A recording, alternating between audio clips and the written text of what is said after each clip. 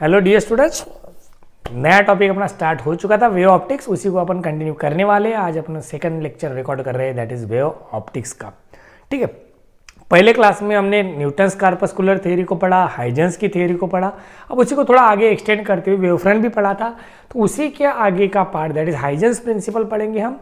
Law of reflection और law of refraction ने क्या कहा था वो हम पढ़ेंगे, लेकिन उसे हाइजेन के पॉइंट ऑफ व्यू से समझने की कोशिश करना है, साथ ही साथ उनका डेरिवेशन भी देखना है। तो विदाउट वेस्टिंग एनी टाइम हम फटाफट से स्टार्ट करते हैं। पहला वीडियो बहुत सारे बच्चों ने देखा है, रिस्पांस भी अच्छा है। तो अभी सेकंड टॉपिक पे अपन जाते हैं, उसी चैप्टर का सेकंड पार्ट बढ़िया तरीके से। ठीक है, तो जैसा कि मैंने कहा था नेक्स्ट क्लास में हम देखेंगे हाइजेंस का प्रिंसिपल। मैंने इतना बड़ा प्रिंसिपल क्यों लिखा बेटा, आप लोगों को वर्ड टू वर्ड समझ में आना चाहिए वो, है ना, क्योंकि स्टेटमेंट बड़ा है इसलिए मैंने लिख के रखा। वर्बली भी बताते आता था लेकिन वो समझने में तकलीफ होंगी। तो इसका कहना क्या है उसे समझते हैं अपन रीड करके। इसका कहना है, हमने ऑलरेडी वेव फ्रंट पढ़ चुके हैं। Each point on wave front act as a secondary source of light. सबसे पहली बात इसने क्या कही, जो भी अपना वेव फ्रंट बनेगा, चाहे वो प्लेन हो, स्पेरिकल हो, सिलेंड्रिकल हो, उस पे का हर पॉइंट, वो जो लोकस हम लेते हैं उस पे का हर पॉइंट क्या करेगा, खुद अपनी लाइट एमिट करेगा। क्या करेगा, खुद अपनी लाइट एमिट करेगा। Emitting secondary light waves called, उन्हें हम क्या बोलेंगे, वेवलेट्स बोलेंगे। क्या बोलेंगे बेटा, वेवलेट्स बोलेंगे। तो इसका कहना ऐसा है, जो भी वेव फ्रंट बनेगा, जैसा हमने पढ़ा था ये प्लेन वेव फ्रंट बना है, तो ये प्लेन वेव फ्रंट पे अगर मैं कोई पॉइंट लेता हूँ, ये खुद का क्या करेगा, वेव इमिट करेगा, सेकेंडरी वेव्स। उन सेकेंडरी वेव्स को क्या नाम दिया बेटा, वेवलेट्स नाम दिया। क्या नाम दिया है, wavelets. In all direction which travels with the speed of light in the medium. जितनी पॉसिबल डायरेक्शन है उस डायरेक्शन में वो एमिट करेंगे। और वो कितनी स्पीड से ट्रैवल होगा बेटा, will travel with the speed of light in the medium. ये हुआ इसका आधा पार्ट। फिर उसी का आधा पार्ट क्या कहता है, देखिए वो बोलता है कि the new wave front can be obtain bye taking the envelope. नया वेव फ्रंट हमें मिल सकता है एक एनवलप बना के, एनवलप यानी कि ऐसा कवरिंग बना के, envelope of this secondary waves travelling in forward direction. जो ये सेकेंडरी वेव्स ट्रैवल हो रहे थे, इसी को अगर एक ऐसा आपने कवरिंग दे दिया, एनवलप दे दिया, तो ये वेवलेंथ क्या है, एनवलप क्या इंडिकेट करेगा बेटा, एक नया वेव फ्रंट वेव इंडिकेट करेगा। ठीक है, the wavelet travelling in the backward direction are ineffective. पीछे की तरफ जाने वाले वेव्स को क्या कर दो, निग्लेक्ट कर दो, एक हिसाब से इसका कहना है। ये किसने कहा, हाइजेंस ने। इसका मतलब ये नहीं, ये होता है कि पीछे वेव्स नहीं जाएंगी, लेकिन ये प्रिंसिपल अप्लाई करते समय हमें सिर्फ फॉरवर्ड डायरेक्शन के बारे में सोचना है, ना कि बैकवर्ड डायरेक्शन के बारे में। ये इसका कहना है। तो इस पे से हमने वेव फ्रंट कैसे कंस्ट्रक्ट करते वो अभी हम समझेंगे। इसने जो भी कहा समझ में आ गया बेटा, कि हर पॉइंट जो भी वेव फ्रंट पे अपने पॉइंट रहेगा। वेव फ्रंट क्या है ये समझने के लिए पिछला वीडियो आप लोग देख सकते हो। तो वेव फ्रंट पे जो भी पॉइंट होगा वो पॉइंट अपनी खुद की वेव एमिट करेगा। उस वेव्स को हम क्या बोलेंगे, सेकेंडरी वेव्स। और उनको नाम क्या दे दिया बेटा, वेवलेट्स नाम दे दिया। क्या नाम दे दिया, वेवलेट्स। ठीक है, और वो कैसे जाएंगी, इन ऑल डायरेक्शन जाएंगी। इन ऑल डायरेक्शन किसके साथ, with speed of velocity in the medium. मतलब लाइट की जो स्पीड है उसके साथ वो जाएंगी मीडियम में, ऑल पॉसिबल डायरेक्शन। ठीक है, साथ ही साथ उसने आगे क्या कहा, अगर हमने द न्यू वेव फ्रंट अगर हमें चाहिए, the new wave front can be obtain by considering envelope, by taking the envelope. बोले considering envelope of this secondary wave. जो भी ये वेव जा रही थी सेकेंडरी, इनको अगर हमने एक वेव एनवलप जैसा कवरिंग दे दिया तो वो हमें क्या प्रोवाइड करेंगे बेटा, नया वेव फ्रंट प्रोवाइड करेगा, जिसे हम सेकेंडरी वेव फ्रंट भी बोल सकते हैं। ठीक है, लेकिन ये कंसिडर करते समय हमें सिर्फ फॉरवर्ड डायरेक्शन के बारे में सोचना है। वही wavelets travelling in backward direction को क्या करना है, इनइफेक्टिव समझना है। तो wavelets are nothing but secondary waves emitted from the points on wave front. Wave front के पॉइंट पे से जो सेकेंडरी लाइट वेव्स एमिट होती है बेटा, उन्हीं को क्या बोलते हैं, वेवलेट्स बोलते हैं। क्या बोलते हैं, वेवलेट्स। क्लियर। अब वेव फ्रंट कैसे बना वो हम समझने की कोशिश करेंगे इस पे से। चलिए देखते हैं। बढ़िया है, देखो मैंने पहले से डायग्राम बना के लगी सो दैट अपना वीडियो का टाइम बच जाए। तो यहाँ पे देखिए आपको क्या समझना है। तो मैंने एक प्लेन वेव फ्रंट कंसिडर करा ए बी। अब ये प्लेन वेव फ्रंट पे जो भी पॉइंट होंगे ये अपनी अपनी वेव पॉइंट सोर्स के जैसे वेव फेंकेंगे। तो ये जो वेव जा रही है हेमिस्फेरिकल फॉर्म में, तो हमने कंसीडर करी ये वेव यहाँ पे आई इस पॉइंट से, ऐसे एक दूसरा पॉइंट है उसकी वेव आई, तीसरा पॉइंट है उसकी वेव आई, चौथा पॉइंट है उसकी वेव आई। तो अब ये जो भी वेव्स है, हमने अभी कहा कि हर वेव स्पीड ऑफ लाइट से जा रही है, मतलब हर वेव जो सेकेंडरी बन रही है उनकी वेलोसिटी कैसी है, सेम। मतलब ये सभी के सभी ये suppose at T is equal to 0 पे स्टार्ट किया, at T is equal to T, तो v इतनी वेलोसिटी के साथ अगर ये वेव्स निकली तो डिस्टेंस कवर कितना होगा बेटा vt। तो इसने भी vt ही कवर किया, इसने भी vt ही कवर किया, इसने भी vt कवर किया, इसने भी vt। फिर हमने इसे क्या ड्रॉ कर दिया, टेंजेंट। तो ये एनवलप बन गया उसका, ये क्या बन गया, एनवलप। तो जो ये एनवलप जो टेंजेंट इन सारे वेवलेट्स को जा रहा है, ये सब क्या है, वेवलेट्स है। वेवलेट्स यानी क्या बोला आपने, सेकेंडरी लाइट वेव्स। तो ये जो टेंजेंट हमने निकाली, तो ये जो नया वेव फ्रंट मिला हमें, इसको हम बोलेंगे बेटा क्या, तो सेकेंडरी वेव फ्रंट। जो पहले था वो कौन सा था, wave front at T is equal to 0, वो अपना प्राइमरी वेव फ्रंट था। तो ये वेव फ्रंट कब का है, आफ्टर टाइम टी। तो शेप कैसा है इसका, प्लेन, इसलिए नाम क्या है, प्लेन। वैसे ही स्पेरिकल वेव फ्रंट कैसे कंस्ट्रक्ट हुआ, देखिए। एक पॉइंट सोर्स कंसीडर किया which is emitting light in all possible direction. तो सिर्फ फॉरवर्ड वाला क्यों लिया, क्योंकि हमने अभी प्रिंसिपल में पढ़ा, उसने बोला है कि बैकवर्ड वालों को इनइफेक्टिव समझो, सिर्फ कौन से डायरेक्शन के बारे में सोचो, फॉरवर्ड। तो हम फॉरवर्ड देख रहे हैं, तो ये एमिट कर रहा है, ठीक है। तो ये सपोज अपना एक लोकस ऑफ पॉइंट बनाया हमने, तो ये अपना पहला वेव फ्रंट हो गया। अब इस वेव फ्रंट पे का हर एक पॉइंट अपनी अपनी क्या बना रहा है, सेकेंडरी वेव भेज रहा है। हर एक पॉइंट की अपनी सेकेंडरी वेव, तो कुछ हमने बताया, हर एक पॉइंट का तो हम नहीं ड्रॉ कर सकते, तो हमने बना ली सेकेंडरी वेव। तो ये भी वेव जो है सभी एक ही स्पीड के साथ जा रहे भी।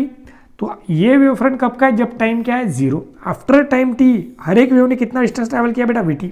तो हर एक वेव एक जैसे डिस्टेंस पे पहुंच गए, समझ रहे हो, ये जो पॉइंट्स है एक जैसे। तो इसको अगर मैंने एक ऐसा एनवलप कवरिंग बना दिया, क्या बनाया बेटा, ये एनवलप या फिर कवरिंग, तो इस एनवलप को हम बोलेंगे नया वेव फ्रंट। क्या बोलेंगे, नया वेव फ्रंट। तो ये जो येलो कलर से मैंने बताया, ये सब क्या अपने सेकेंडरी वेव्स है, जिन्हें हम क्या बोलेंगे बच्चा, वेवलेट्स बोलेंगे। तो कुछ नहीं करना, पहले हमने एक सेमी सर्कल बना लिया, फिर एक कॉमन रेडियस लेके सेमी सर्कल बनाते जाओ, फिर उन सभी सेमी सर्कलों को इसी सेंटर में से क्या बनाओ, एक टेंजेंशियल ऐसा कर्व बना दो, तो ये हो जाएगा अपना स्पेरिकल वेव फ्रंट। समझ में आ गया, प्लेन वेव फ्रंट कैसे ड्रॉ करते हैं और स्पेरिकल। तो कभी कभी कंस्ट्रक्ट बोल के भी आ सकता है, तो हमें बताना पड़ेगा। पहले वेव फ्रंट लिया, फिर vt इतने डिस्टेंस के साथ हमने ये सर्कल बनाए, हेमिस्फीयर। तो इन हेमिस्फीयर को हमने क्या निकाले, एक टेंजेंट निकल गई, ये कौन बन गया, अपना नया वेव फ्रंट। वैसे यहाँ पे भी एनवलप बनाया, तो ये कौन बन गया, अपना नया वेव फ्रंट बन गया, सेकेंडरी। ठीक है बेटा, तो ये हो गया थ्योरेटिकल पार्ट किसका, वेव फ्रंट का। सबको समझ में आ गया होगा, ऐसा मैं समझ के आगे बढ़ता हूँ फटाफट, ठीक है। तो अभी जो इंपॉर्टेंट पार्ट हमें पढ़ना है बेटा, that is law of reflection हमें पढ़ना है। क्या पढ़ना है, लॉ ऑफ रिफ्लेक्शन। मैंने सिस्टमैटिक वे से पहले ही डायग्राम बना के रखी है, उसको अभी हम डिटेल में समझेंगे, क्या करेंगे, उसको अंडरस्टैंड करने की कोशिश करेंगे। तो सबसे पहले हमें पढ़ना है बेटा law of reflection, reflection of light at a plane surface. मतलब कोई प्लेन सरफेस है अपना, वहां पे हमें क्या देखना है, रिफ्लेक्शन ऑफ लाइट कैसे होता है। तो समझिए, अब हमने दो रे ऑफ लाइट कंसीडर करे। अब समझिए ये प्लेन ऑफ पेपर है, और ये जो है mn, ये इसको क्या है, परपेंडिकुलर ऐसा सरफेस है। मतलब ये सरफेस हो गया कौन सा, ये mn, ये प्लेन ऑफ पेपर। इस प्लेन ऑफ पेपर को ये mn जो है, ये सरफेस है, ये कैसा हो गया, परपेंडिकुलर। अब इस परपेंडिकुलर सरफेस पे इधर से रेज आ रही है, वेव फ्रंट आ रहा है। कौन आ रहा है बेटा, वेव फ्रंट। वेव फ्रंट किसके फॉर्म में आ रहा है, ये RA और ये QB। अब ये RA और QB जो है, ये ऐसा प्लेन वेव फ्रंट अपने पास आ रहा है, जो इस पे इंसिडेंट होगा। किस पे इंसिडेंट होगा, ये जो प्लेन सरफेस है अपना mn, इसके ऊपर ये वेव फ्रंट आ रहा है, ये ऐसे इंसिडेंट होगा। अब हमने उस वेव फ्रंट के दो एंड्स है, उसकी दो रेस कंसीडर कर ली, एक RA बोल दिया और एक QB बोल दिया। क्या बोला मैंने, एक RA हो गया और एक QB हो गया। इतना सबको समझ में आ गया होगा, ठीक है। अब हुआ क्या, जैसे RA इज रिफ्लेक्टिंग सरफेस पे गिरा, ये रिफ्लेक्ट हो गया। तो हमें पता है एंगल, लॉ ऑफ रिफ्लेक्शन क्या बोलता है, angle of incidence is equal to angle of reflection, लेकिन हम वो प्रूव करेंगे अभी। तो जब ये RA पे पहुंचा, तब ये Q वाली रे कहाँ तक पहुंची थी बेटा, B तक। कहाँ तक पहुंची थी, B तक।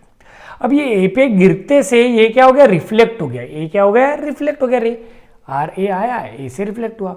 लेकिन जब ये रिफ्लेक्ट होना स्टार्ट हुआ, तब ये B वाली रे, QB वाली रे कहाँ बढ़ रही, आगे। तो जब B वाली रे C तक पहुंची, उतने टाइम में ये रिफ्लेक्ट होके कहाँ तक पहुंचा बेटा, E तक पहुंचा। अब दोनों रे एक ही वेव फ्रंट से आ रहे हैं, तो उनकी स्पीड कैसी होंगी बेटा, सेम। तो ये जो रे आया RA, ये रिफ्लेक्ट होके कहाँ तक पहुंचा, E तक पहुंचा। उतने समय में ये जो B है, ये कहाँ तक पहुंचा, C तक। तो ये जो BC और AE है, अगर सपोज V इतनी वेलोसिटी और आफ्टर टाइम T की बात करें, तो ये क्या हो जाएंगे, VT हो जाएंगे। समझ में आया, AE और BC क्या हो गए, VT। Velocity is equal to distance upon time. तो दोनों डिस्टेंस क्या हो गए अपने सेम, कौन से, BC और AE। अब समझिए, ये जो आने वाला वेव फ्रंट था ए बी, इसको ये रे परपेंडिकुलर है, ये रे भी परपेंडिकुलर है। अब ये जो है जब ये ए से रिफ्लेक्ट हुआ, ए से क्या हुआ बेटा, रिफ्लेक्ट हुआ, तो ये ए से ई तक पहुंचा, तब ये बी से सी तक पहुंचा। तो ए पॉइंट ने अगर वेव फ्रंट बनाया होगा, यहाँ से सेकेंडरी, ये सरफेस है, तो ये पॉइंट क्या हो गया, अपनी सेकेंडरी वेव। सपोज इसने ये सेकेंडरी वेव फ्रंट बनाया, उस समय सी के वेव फ्रंट की रेडियस कितनी है, 0 है। सी की रेडियस कितनी है, 0। वैसे ही अगर हम बात करें, समझिए थियोरेटिकल पार्ट है, अच्छे से टेक्स्ट बुक में पढ़ोगे तो आपको क्लियर होगा। प्रूफ तो आसान है एकदम, ये थियोरेटिकल पार्ट समझिए। तो ये जो ए से ई तक है, तो हमने क्या समझा कि ये एक वेव फ्रंट था, सेकेंडरी वेव थी, जिसको हमने क्या बनाया, टेंजेंट बनाया सी। तो इसके अंदर जितने वेव फ्रंट बनेंगे वो सब इसमें एनक्लोज्ड है। तो ये जो ई सी बन गया अपना, ये क्या बन गया, फिर सेकेंडरी वेव फ्रंट बन गया। कौन बन गया, सेकेंडरी वेव फ्रंट। ये इधर जाएगा, ये इधर से एफ, ठीक है, तो ये एफ। तो जैसा ये ए बी आया, वैसा रिफ्लेक्ट होने के बाद ये ई सी क्या बना, अपना सेकेंडरी वेव फ्रंट बना। ये इंसिडेंट वेव फ्रंट था, ये रिफ्लेक्टेड वेव फ्रंट, जिसे हम सेकेंडरी भी बोल सकते। क्लियर, ये थियोरेटिकल पार्ट हुआ। अब होता क्या है, हमें तो प्रूव करना आई और आर। तो एक बेसिक सा फंडा समझिए बेटा। अब अगर ये है इसे परपेंडिकुलर, अगर मैंने इस लाइन को इंक्लाइन कर दिया, समझिए फंडा जो अपन टेक्निकलिटी यूज करने वाले, इसको मैंने क्या कर दिया बेटा, इंक्लाइन। कितने एंगल से, थीटा।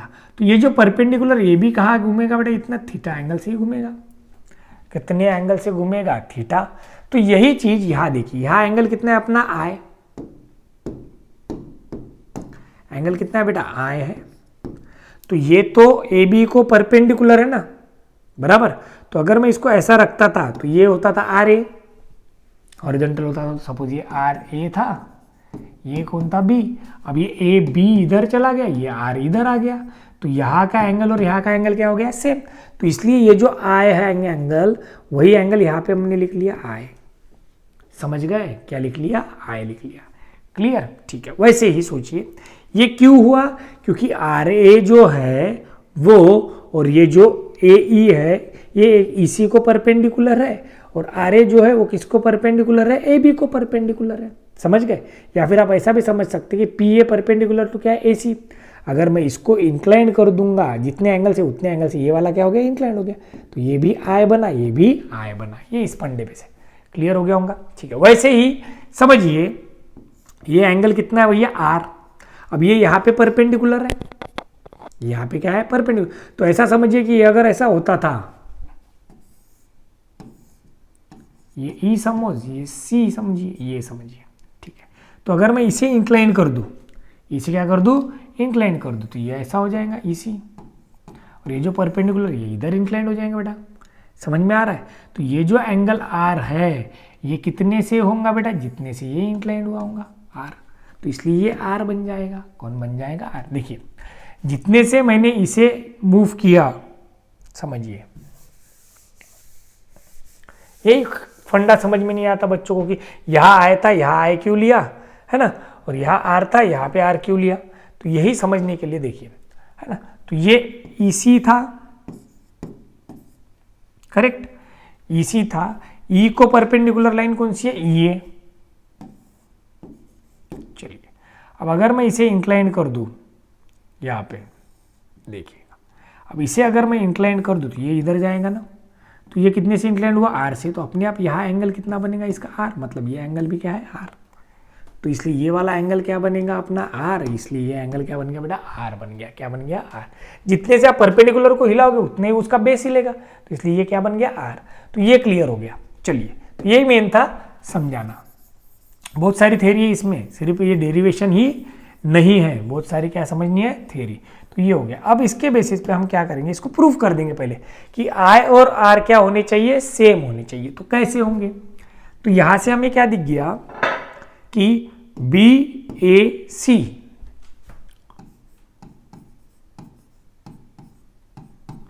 इज इक्वल टू ये R A P. R A P is equal to कितना एंगल है भैया, आई। ये हो गया अपना एंगल ऑफ इंसिडेंस। वैसे ही एंगल कौन सा है, P A E is equal to क्या है अपना, A C E. A C E is equal to angle P E C is equal to क्या है आर है। ये तो हो गया। अब अगर हम ट्रायंगल की बात करें, इन ट्रायंगल मैं बोलता हूं A B C and triangle A E C, in triangle A B C and triangle B C E, sorry A B C and A E C, A B C and triangle A E C. तो आप देखो angle B और angle E क्या है भैया, 90 degree है। चलिए हो गया। दूसरा ए सी क्या है, कॉमन साइड,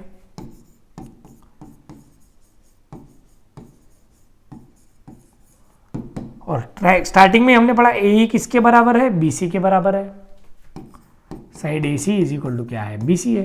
तो इस पे से इन तीनों कंडीशन पे से हम ऐसा बोल सकते हैं कि triangle A B C is congruent to triangle A E C. इस बेसिस पे हम ऐसा बोल सकते हैं कि angle B A C is equivalent to angle E C A, that is angle I is equal to angle R. बस इतना ही बताना है। अब ये आई और आई क्यों हुआ, उसका रीजन क्या है कि ये परपेंडिकुलर थे एक दूसरे को, इसलिए R A is perpendicular to क्या था, A B, P A is perpendicular to क्या है, ए सी है। तो इन दोनों के बीच अगर एंगल आई बना तो यहाँ पे भी एंगल आई बनेगा, इधर भी वही कहानी है। तो वो तो थ्योरेटिकल दो स्टेटमेंट लिख के बताना है हमें। ये हो गया। अब ये हुआ angle of incidence is equal to angle of reflection. लेकिन यहाँ पे दिख क्या क्या रहा है, reflected ray normal, sorry reflect incident ray normal और रिफ्लेक्टेड रे एक ही साइड पे है। ये भी हमने बताया था लॉ ऑफ रिफ्लेक्शन। तो लॉ ऑफ रिफ्लेक्शन में दो स्टेटमेंट आते हैं कि angle of incidence is equal to क्या होता है, एंगल ऑफ रिफ्लेक्शन। एंड दूसरा स्टेटमेंट कि incident ray normal and reflected ray lies in the same plane, lies in the same plane. ये दूसरा स्टेटमेंट। तीसरा स्टेटमेंट आता है लॉ ऑफ रिफ्लेक्शन का कि इंसिडेंट रे एंड रिफ्लेक्टेड रे lie on opposite side of normal, normal के अपोजिट साइड पे रहते हैं। कौन, इंसिडेंट रे और रिफ्लेक्टेड रे, ये दोनों कहाँ रहते हैं, लाइन के नॉर्मल के अपोजिट साइड पे, इधर इंसिडेंट रे तो इधर रिफ्लेक्टेड। तो ये हुआ भैया reflection of light at a plane surface. तो पहले डायग्राम को बराबर समझिए। हमने दो रे लिए R A and Q B. जब आर ए तक पहुंचा तो क्यू कहा, क्यू से आने वाली रे कहाँ तक पहुंची, क्यू बी तक। ए बी अपना पहला वेव फ्रंट है। ये आर ए पे आते से रिफ्लेक्ट हो गया, तो उतने टाइम में जब ए से ई पहुंचा तब ये बी से सी पहुंचा। तो सी पे कोई वेवलेट बना नहीं, वो जीरो है उसका सेकेंडरी वेवलेट। लेकिन इसका वेवलेट कहाँ तक पहुंच गया था, ई तक पहुंच गया, तो इसको हमने टेंजेंट बनाया। तो ये जो ई सी मिला, तो ये यहाँ पे जितने भी हम ऐसे कर्व बनाते जाएंगे ए सी के बीच के हर एक पॉइंट पे से, जैसे जैसे ये रेज आते रहेंगे हर एक पॉइंट की, उसका वेवलेट बनते जाएगा। उसका क्या बनते जाएगा भैया, वेवलेट। कैसे, मैं यहाँ बता देता। अब ये ए बी है, ये कौन है, सी है, ठीक है। जैसा ये ए पे पहुंचा ये रिफ्लेक्ट हो गया।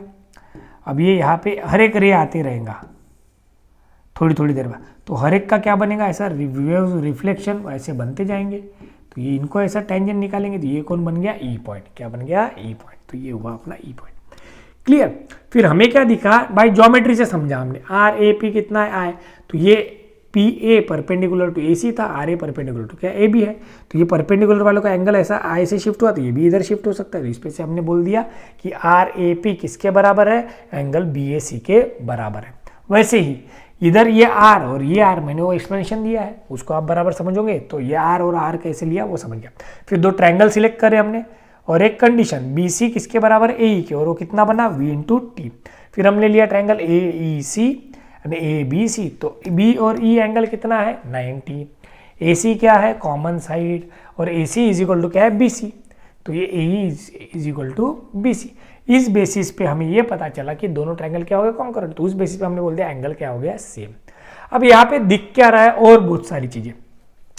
अब जो ए पॉइंट इधर था नॉर्मल के, वो कहाँ हो गया, दूसरी साइड पे चला गया। तो इसमें जो है, और जो डिस्टेंस बिटवीन ए बी था वही डिस्टेंस बिटवीन क्या है, ई सी है।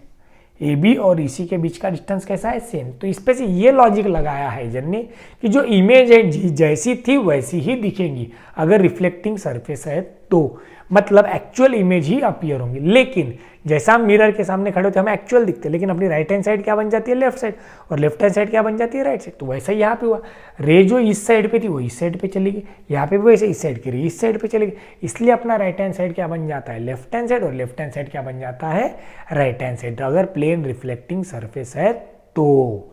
ठीक है बच्चों, चलो इसके बाद आता है रिफ्रैक्शन। क्या आता है, रिफ्रैक्शन। तो देखो इसकी भी डायग्राम वैसी है, लेकिन रिफ्रैक्शन कब होता है, जब हम एक मीडियम से दूसरे मीडियम में जाते हैं।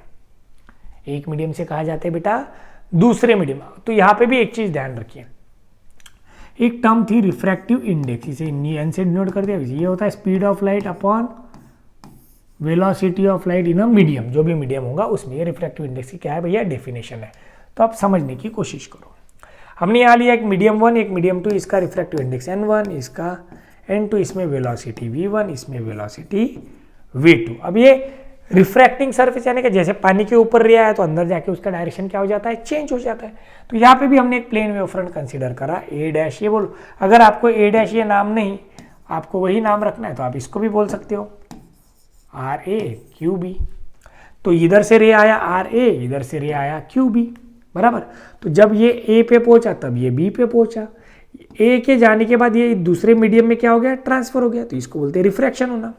अगर इसके मुकाबले ये डेंसर मीडियम रहा, रेयर से कहा गया डेंसर, तो R ये I से कम रहेगा, R ये I से क्या रहेगा, कम। वही अगर यहाँ पे रेयर मीडियम होता था, ये डेंसर होता था, I बढ़ जाता था। क्लियर हुआ, ठीक है। दूसरी बात, यहाँ पे वही कहानी है, AB को परपेंडिकुलर कौन है, RA, AC को परपेंडिकुलर कौन है, PA, इसलिए ये एंगल I है, तो ये भी एंगल क्या बन गया, I।